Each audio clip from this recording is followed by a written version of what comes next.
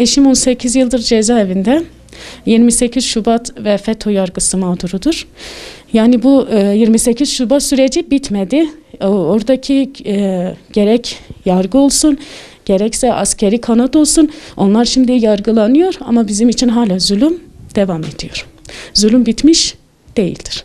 Biz bu zulmü yaşıyoruz. Hani mağduriyetlerimiz bir türlü bitirilmiyor. Neden bitirilmediğini de hani anlamış değiliz. Zaten biz yeni evlendik. Eşim cezaevindeyken evlendik. Cumhurbaşkanı bir konuşmasına şahit oldum. İşte 20-25 yıldır cezaevinde haksız olarak yatanlar var dedi. Bu fırsatı hani bunu düzeltme fırsatı yakaladık dedi. Bizim de içimize su serpildi. Ben o zaman nişanlıydım. İşte tamam, eşim gelecek, düğünde beraber olacağız. Ama giderilmedi. Bu fırsat yakalanmıştı. Neden bir çözüm bulunamadı? Onu da anlamadık. Eşim yine gelmedi. Ve şimdi evliyiz. Ve yine görüşlerine gidip geliyoruz. Geçenlerde de yine bir trafik kazası geçirdik. Ölümden döndük.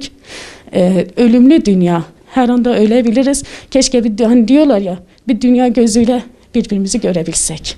Bu mağduriyetler giderirse, eşler birbirine kavuşsa, anne evlat birbirine kavuşsa, kardeşler birbirine kavuşsa, biz bunu yetkililerden istiyoruz. İnşallah en kısa zamanda bir çözüm bulurlar. Ergenekoncuların, balyozcuların, bunların yeniden yargılanmaları oldu, bırakıldı. Bizden bunu istiyoruz. Bu mağdurların da bir yargılanmaları desem mi bilmiyorum, çünkü hiç yargılanma olmadı ki yeniden yargılanma olsun. Resmen onlara yargısız infaz yapıldı. Hani bu kararların iptal edilmesini istiyoruz. Benim eşim 18 yıldır tutuklu.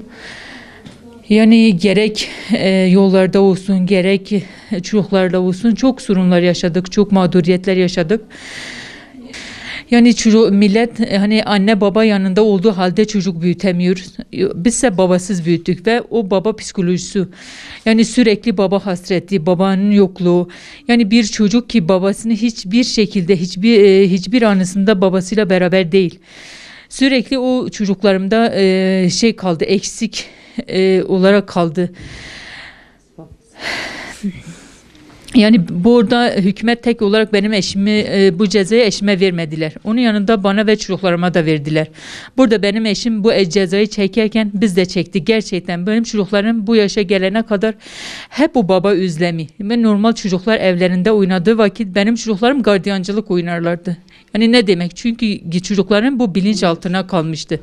Gelip evde birbirlerini arıyorlardı. Yani bu demek ki o çocukların bilinçaltlarına o kadar yerleşti ki başka hiçbir şeyle meşgul olmuyorlardı.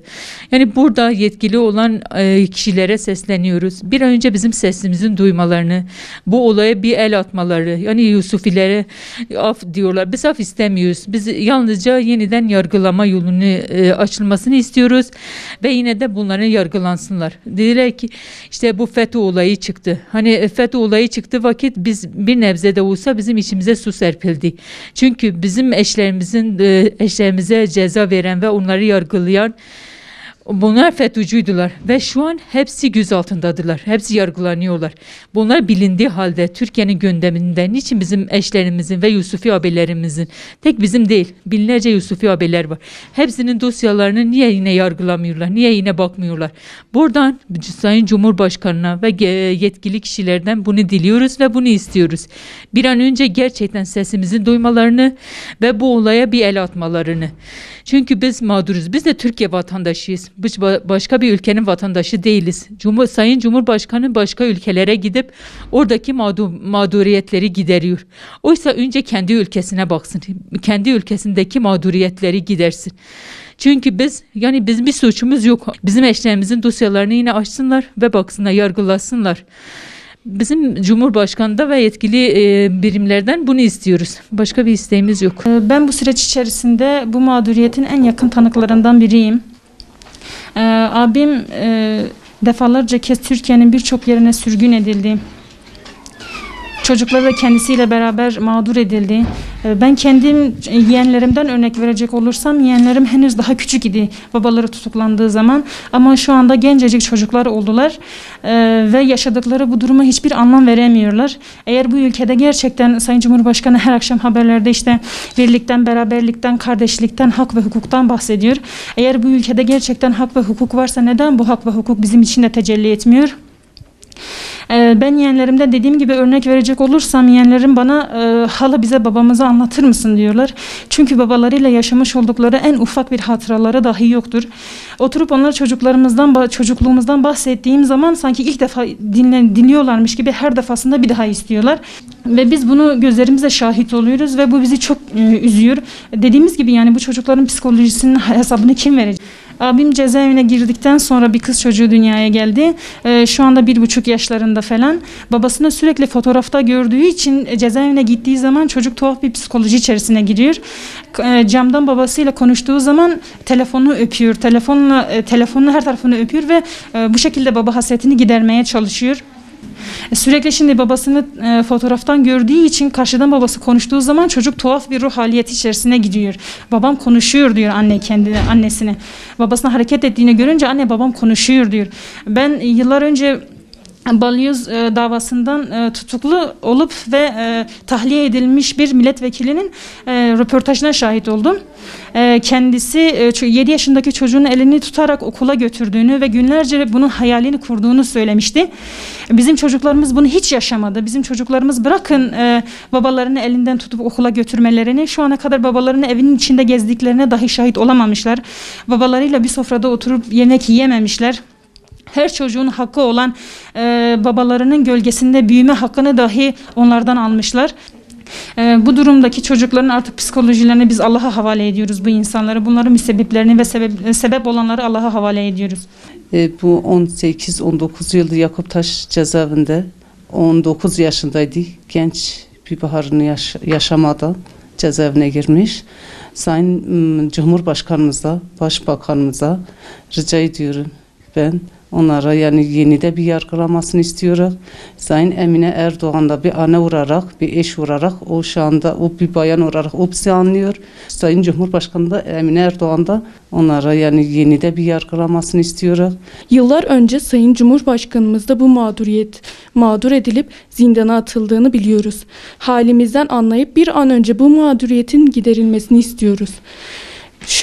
Şu andaki hükümet yönetime geldiği günden beri adalet beklentisi içerisindeyiz. Ama ne yazık ki hep hayal kırıklığına uğradık. Allah'tan ümit kesilmez ama bu gidişata göre en ufak bir beklentimiz yok. 28 Şubat yargısı olarak haksızlıklarla yargılanma sonucunda 18-25 yıldır zindanda olan abilerimiz vardır. Tabii ki haksız bir şekilde ömrünün en güzel yıllarını veren kardeşlerimiz her türlü hak ve hakikatten yoksun kaldılar. Ailelerinden, kardeşlerinden, yurtlarından, sevdiklerinden ayrı kaldılar. Bir de en acı şey ki annelerinin ölüm döşeğindeyken annelerini görmeden ve ona da mahrum edildi. Şimdi bir Yusufi ailesi olarak duygularımı ifade etmek gerçekten zordur. Mağduriyetleri gözümle gördüğüm halde bunlar nasıl ifade edilecek? Çünkü sözlerle ifade edilecek bir durum değil. Ancak yaşamakla bilinir. 18 yıl 25 yıl dile kolay. Bunu hep sürgünlerde, hep zindanlarda, ailenin yanında olmadı, çocukların yanında olmadı, ailesinin yanında olmayan nice insanlar vardır. En acı şeydir ki annesi onun özlemiyle kavrulup bu şekilde hakkın rahmetine girdi. Yani son nefesinde bile evladını görmek için işaretlerle bunu ifade etti. En acı budur. Yani bir annenin özlemidir ki evladının yanında olması, onunla olması, onunla derdini paylaşması bu acı bir durumdur. Onu ancak yaşayan bilir.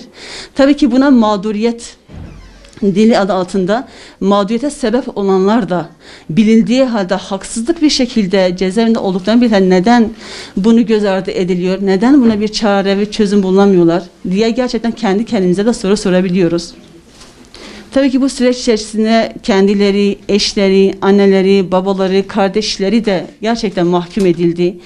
Zorluklarla göğüs göğüse genildi. Birçok yerlere, birçok diyarlara sürgün edildi. Ve çocukları gerçekten isterler ki evlatlarıyla beraber bir sofrada oturup onlarla sohbet etmeleri, onlarla yemek yemeleri Elbette her bir çocuğun en doğal hakkıdır ama ne yazık ki bu çocuklar genelde gardiyanlarla beraber oldular. Bu süreçte, bu yollarda kendi gençliklerini, çocuklarını harcadılar. Peki bu çocukların psikolojik olarak sorunları olduğu halde bunun hesabını kim verecek? Şimdi 28 Şubat mağdurları diyoruz. Bunu bilindiği halde ve neden bir çözüm bulunamıyor, neden bir sürece başvurulmuyor, neden göz ardı edil ve neden bunun için bir çözüm bulunmadığı halde, şu anda 28 mağdur bildiği halde şu anda halen cezaevinde, zindadadılar. Niçin bunlar için bir çözüm bulunamıyor? Ve yargılanan hakimler, savcı da aynı şekilde onlar da cezaevindedirler. Bunu bildikleri halde niçin bir çözüm arayışında bulunmadılar? Hükümetten beklentilerimiz bir an önce bu dosyaların açılıp yeniden yargılanmasını istiyoruz. Biz af istemiyoruz. Çünkü suçlu olan insanlar için af vardır. Canı gönülden inanıyoruz ki bunlar suçsuzdurlar. Yani sadece istediğimiz bir Yusufi ailesi, istediğimiz dosyaların açılmasının yeniden yargılanmasını istiyoruz. Tek talebimiz budur.